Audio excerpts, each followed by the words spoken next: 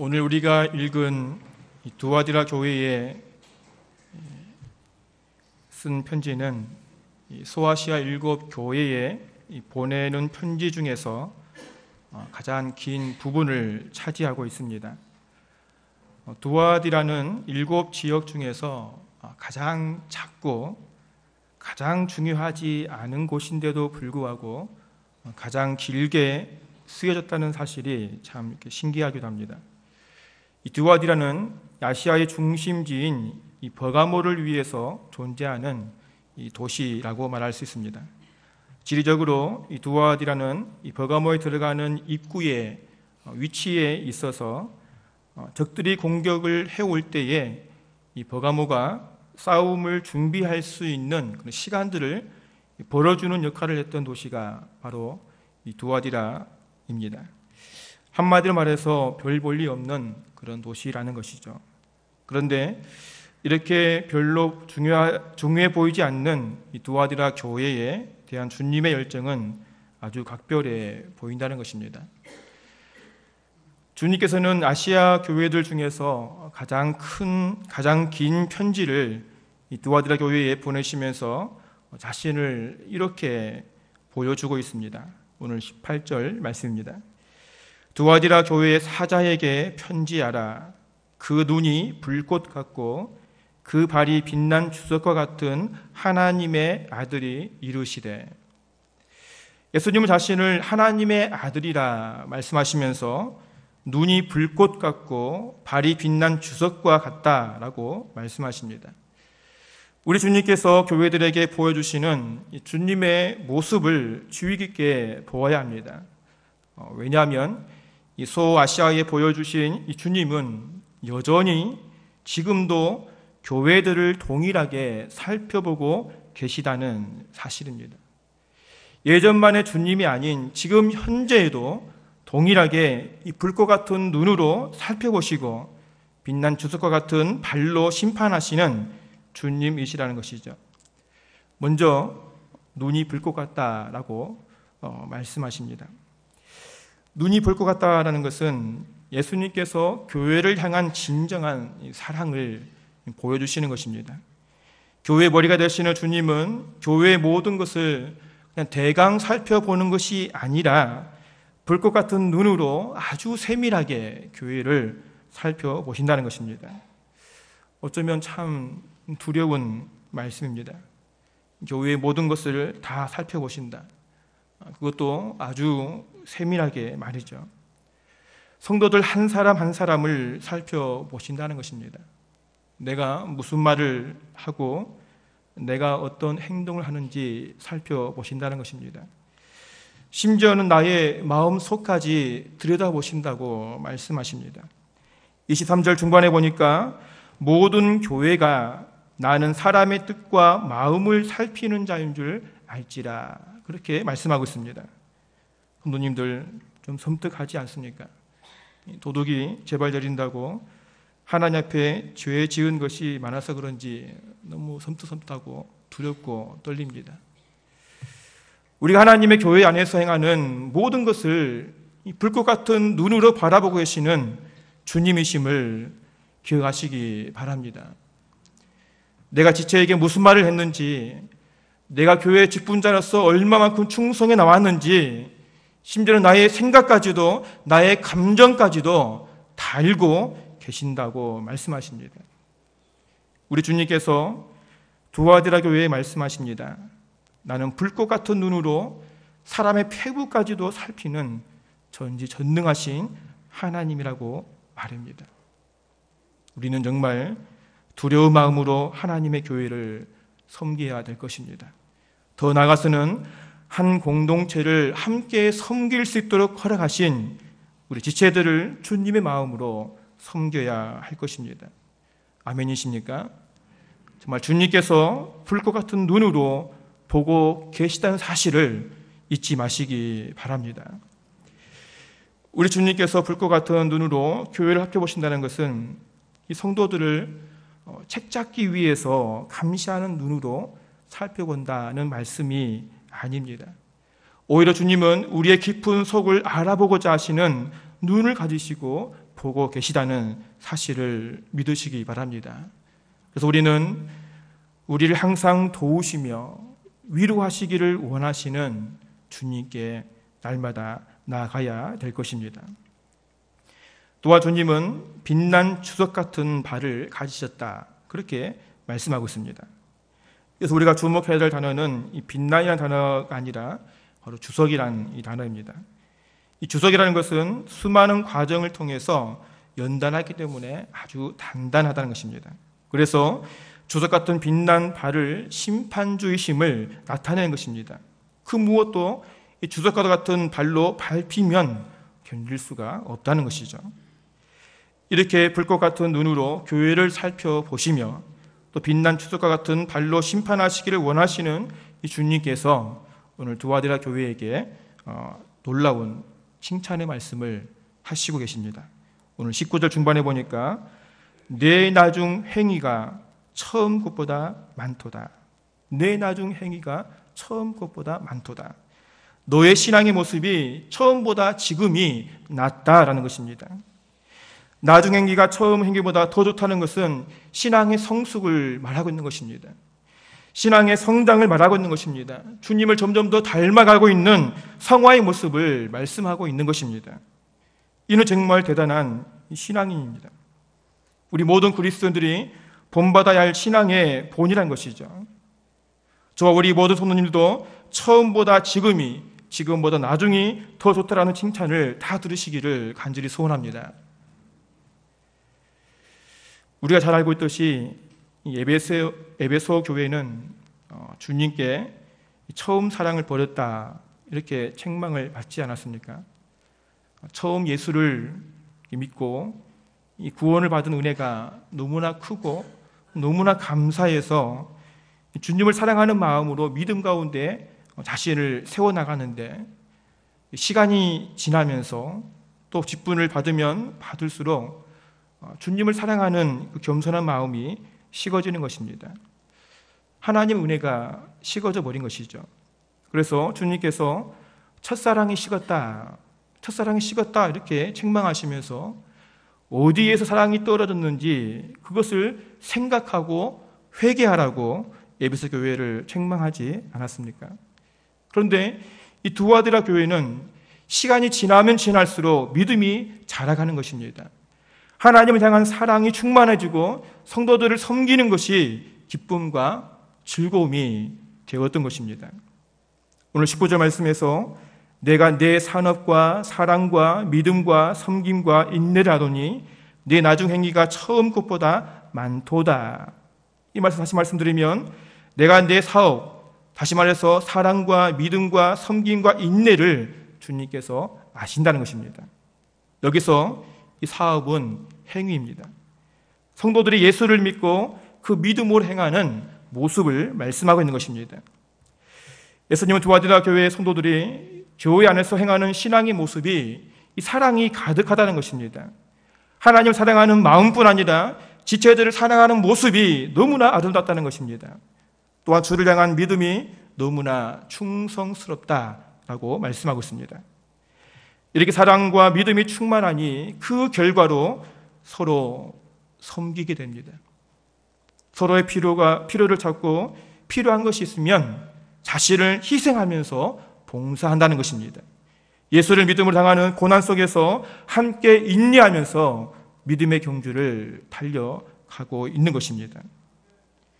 우리 교회에 이러한 사랑과 믿음과 섬김과 인내가 충만하게 일어나기를 간절히 소원합니다. 이를 위해서는 내가 죽어지기를 바랍니다. 죽고 싶지 않습니까? 내가 죽어야만이 이런 열매들을 맺어갈 수 있는 것입니다. 내가 살아있어서는 도저히 일어날 수 없는 것입니다. 우리 주님은 자신을 죽이면서 이러한 본을 우리에게 보여주시지 않았습니까? 우리는 예수를 말로만 믿는 것이 아닌 예수를 믿는 행위가 뚜렷하게 우리의 삶 가운데 나타나야 하는 것입니다. 두아디라 교회의 구체적인 믿음의 행위인 믿음과 사랑은 사랑 가운데 역사하는 믿음인 것입니다. 섬김과 인내는 사랑의 결과로 나타나는 행동임을 우리는 기억하셔서 우리 또한 사랑과 믿음의 역사가 우리 교회 안에 충만하게 일어나시기를 바랍니다. 이렇게 주님께 나중 행위가 처음보다 더 낫다, 더 많다 칭찬을 들은 이 두아리라 교회에 주님께 책망을 듣게 되는데 우리는 이 책망에 집중을 하고 주의 깊게 들어야 할 것입니다. 먼저 자칭 이 선지자라 말하는 이세벨을 받아들였다는 것이죠. 오늘 20절 말씀입니다. 20절 보니까 그러나 내게 책망할 일이 있노라. 자칭 선지자라 하는 여자 이세벨을 내가 용납함이니 그가 내 종도를 가르쳐 깨워 행음하게 하고 우상의 제물을 먹게 하는도다. 이 두아디라 교회가 자칭 선지자라 말하는 여자 이세벨을 용납하였음을 책망하시는데 여기서 이세벨은 실제 인물보다는 구약에 나오는 이 아합 왕의 왕비인 시돈 여인 이세벨을 자칭하는 말로 생각할 수 있습니다. 아합 왕의 이 부인인 이세벨은 이스라엘의 이 바알과 아스라를 들여와서 백성들로 하여금 우상을 섬기게 하였던 여인이었습니다. 이처럼 자칭 선지자라 말하는 이세벨이 이 두아디라 교회에 우상 숭배를 빠지게 해서 행음을 하게 하고 우상의 제물을 먹게 만들었다는 것입니다. 우리는 여기서 이 여자 이세벨이라는 말을 통해서 이 교회에 일어나는 여로움이 교회 밖에서 들어온 것이 아닌 교회 내부에서 일어난 것임을 우리는 알아야 할 것입니다. 우리는 참으로 내부에서 일어나는 많은 시험들을 우리는 경계해야 할 것입니다. 교회 안에서 일어나는 모든 시험들은 결국 교회 안에 있는 성도들로부터 시작이 되어진다는 사실이죠. 인간의 관계에서 나는 작은 것부터 시작해서 영적인 부분까지도 결국 교회 안에 잘못된 신앙을 가진 성도로부터 시작된다는 것입니다. 교회 밖에서 잘못된 신앙을 배우고 성경에 위배되는 것들을 아무런 거리낌 없이 가지고 들어와서 성도들을 유혹하는 일들이 요즘 한국 교회 안에 많이 일어나고 있다는 사실이죠. 요즘 우리나라의 영재 교육에 대해서 관심이 참 많습니다. 한 번은 SBS에서 8시 뉴스를 이렇게 보고 바로 이어 진행되어지는 목요일 저녁에 하는 영재 발굴단 그 프로를 보았습니다. 참 신기합니다. 4살, 5살밖에 안 되는 아이가 수학을 막 풀어나가고요. 국기만 보면은 그 나라의 국가를 부르고 참 신기합니다. 영재교육 참 좋죠. 어릴 때부터 우리 아이를 영재로 키우기 위해서 교육을 시키는 거 참 좋습니다. 내 아이가 영재가 된다는 게 얼마나 좋습니까? 그러나 아이를 영재로 키운다는 목적으로 아이들의 영을 죽이는 일을 해서는 안 될 것입니다. 아이들의 영을 맑게 한다고 명상 시간을 가지고 우상을 섬기는 행위를 따라하게 한다는 것은 오늘 두아디라 교회의 성도들을 깨워 행음하게 하는 것과 같다는 것이죠. 여기서 행음한다는 것은 육체적인 성 문제뿐만이 아닌 하나님 앞에 행하는 영적 행음도 포함되는 사실을 우리는 기억해야 될 것입니다. 결국 자신의 욕심을 채워가는 것입니다. 우리가 우상 앞에 절을 하지 않는다고 해서 문제가 안 된다는 것은 아니죠.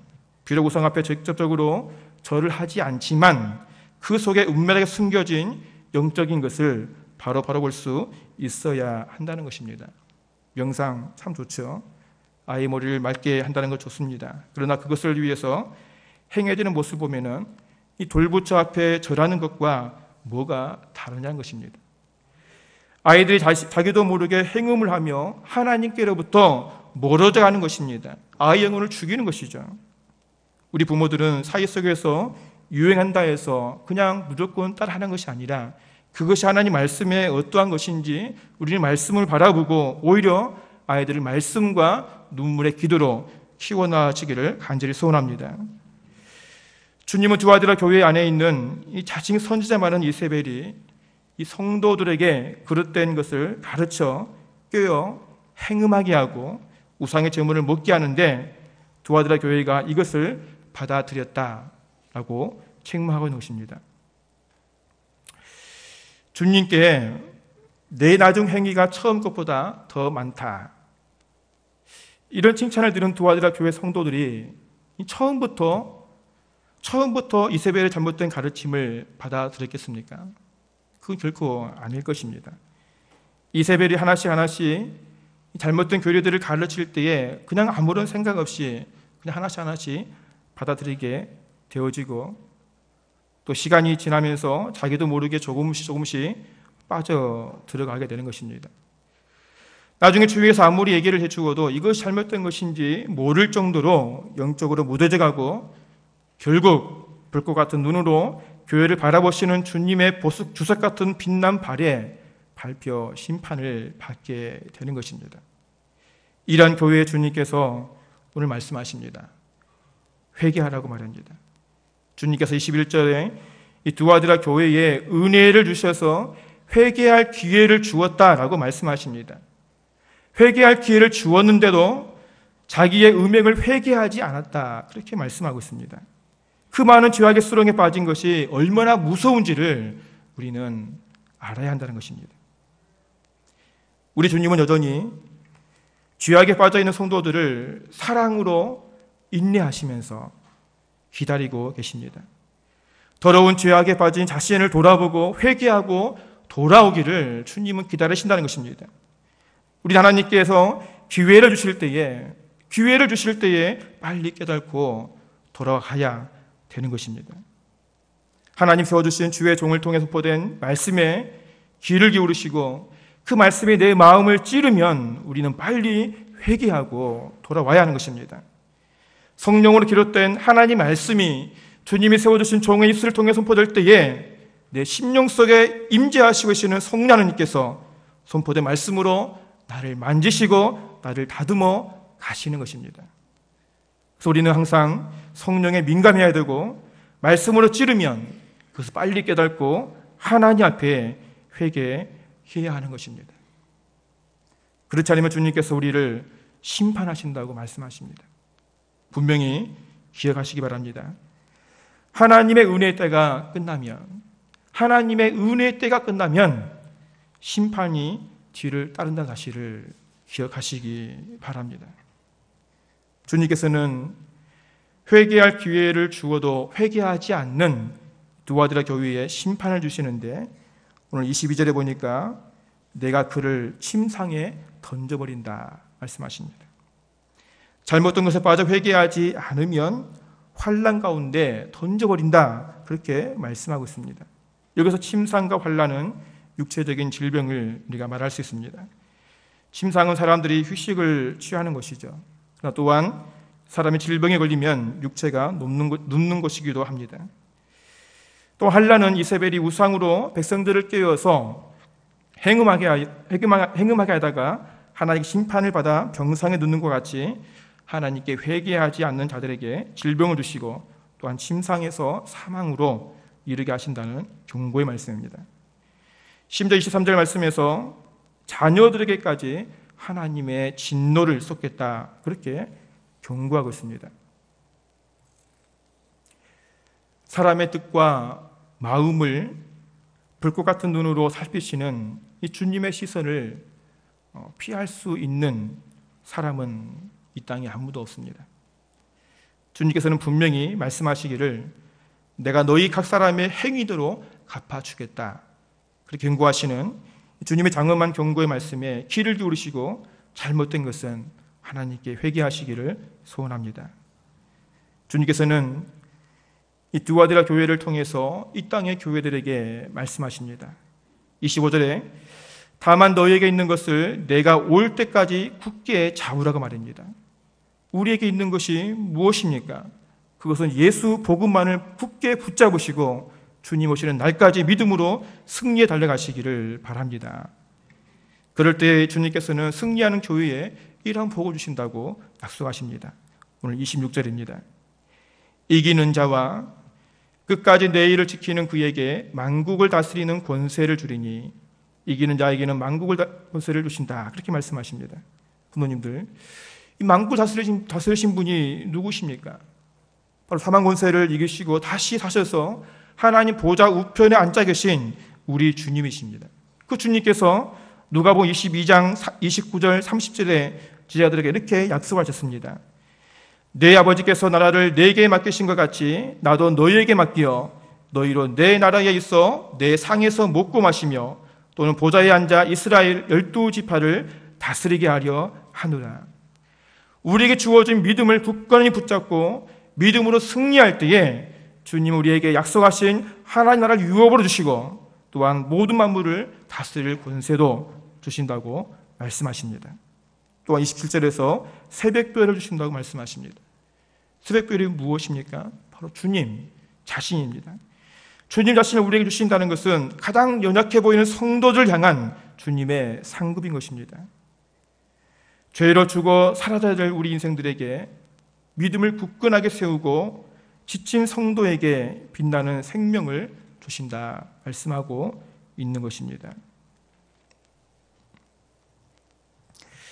주님께서 이 아시아 7 지역에 가장 작고 또 가장 또 별로 중요하지 않는 이 두 아들 교회에 마지막에 이렇게 주님 말씀하십니다. 오늘 29절 말씀입니다. 귀에 있는 자는 성령이 교회들에게 하신 말씀을 들을지어다. 이는 각 교회들에게 마지막으로 주신 말씀입니다. 주님은 오늘도 우리에게 마지막으로 동일하게 말씀을 주십니다. 귀에 있는 자는 성령이 교회들에게 주신 말씀을 들을지어다. 오늘도 두 아들의 교회를 통해서 우리에게 주시는 말씀을 가슴에 새기고 정말 주님 앞에 별로 보잘것없고 정말 내세울 것 없는 우리지만 처음 신앙보다 지금이 더 좋고 또 내일이 더 기대되는 교회와 성도라는 칭찬을 들을 수 있는 우리 모두가 되어지기를 간절히 소원합니다.